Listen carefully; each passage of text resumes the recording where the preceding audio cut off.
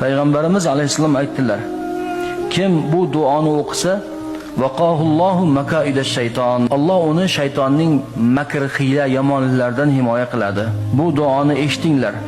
A'udhu billahi samii'il alim minash shaytonir rajim.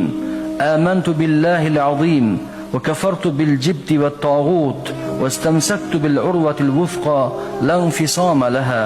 Vallohu samii'un alim. Jib degani sanam degani, tog'ut degani shayton degani. Ya'ni tog'ut, shayton va but sanamlarning yomonligidan panoh so'rash haqida zikr ketyapti. Man qala hada ad-du'a fi baytihi, kim bu duoni uyida aytsa, lam yadkhulish shayton baytahu, shayton u uyga kira olmaydi. Hassinu buyutakum deyapti Abdulhamid Kishk.